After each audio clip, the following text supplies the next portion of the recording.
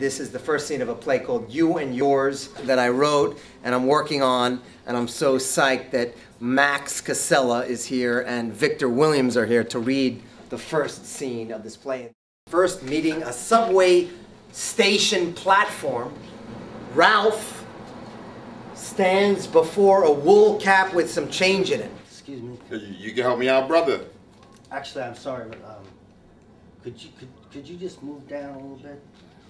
What's that? Just a little bit. Just I'm with Music Under New York, and this right here is a spot that they assigned me. What you play?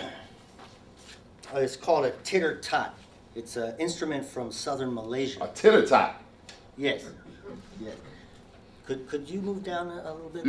Would you say that what I'm doing here in this spot here is less important than what you planning on doing? Not at all. Because, you know, I'm HIV positive. You know, I'm a homeless black man, dual diagnosed with bipolar and with this disease of addiction. Wow.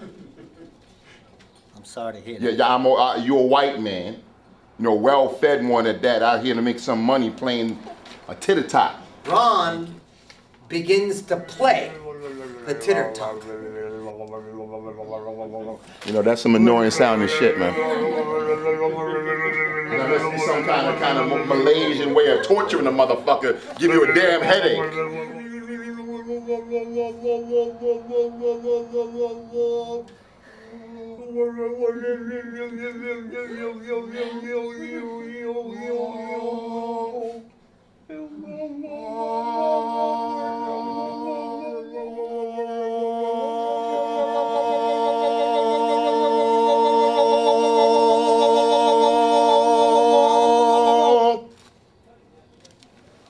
When were you diagnosed? 5 years ago. You? 3. You got kids? Nope. Got a daughter. Scared to touch me? Doesn't she know how it's spread? Yeah, some mom makes her afraid. Yeah.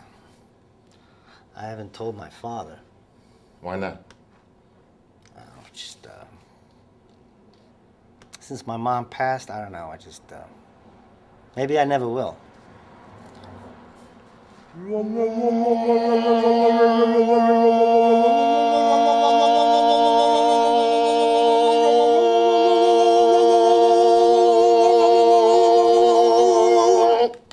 you know what would be funny? If you and me, we turned out to be bigger than the Beatles. Yeah, I don't think that's ever gonna happen, man. In reality, people's homes are not so homey. You know what I mean? We're not so safe. Not so safe. You know what I mean? So why would you want that? I'll tell you honestly, like I felt like, and I love my parents as human beings, but it wasn't safe. I don't feel like it felt like home. You know what I mean? Like safe.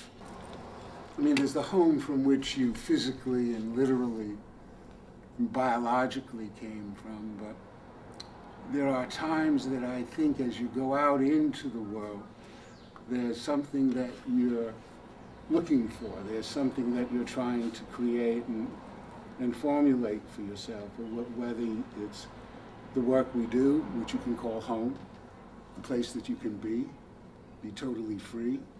You know, I can call that home, or the person that I can be with, where it's transparent, you know, those relationships that you have, or your extended friends that you have in your life you call family. So I think there's something, even for a nomad, that every time he sits and settles down in that instant moment, or, you know, and puts up his tent and everything, for a second, you know, there's this thing you call home. Most artists that I really respect as artists, meaning they really have something to say across many disciplines, are people that had some kind of fucked up home experience. That's a generalization. Of course, there are exceptions to that, but you know, I know that there's something kind of broken and lost. There's something that there's an effort to either recreate trauma or loss. I knew a guy who had a very particular obsession with homeless people, and he was like a supervisor. He worked at one of those giant UPS processing plants. And whenever somebody would ask him for money, he would say, you know, I won't give you any money, but if you want a job, you know, I'll employ you. And some people took jobs and some people didn't. And the ones that did, even those, they didn't last very long. Most of them didn't last very long.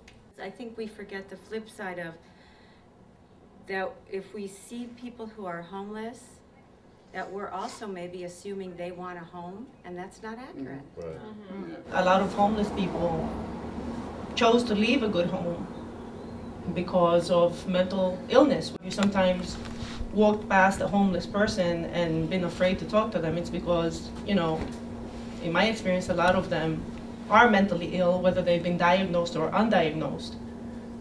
You know, they may have gone through their whole lives not being diagnosed, because in the United States, I think one of the main reasons why it's very easy to become homeless is because you don't necessarily have those family bonds that you have in other countries. You don't have the community bonds, the neighborhood bonds that tie everyone together, and, you know, the mutual concern over the, you know, your neighbor or your family member.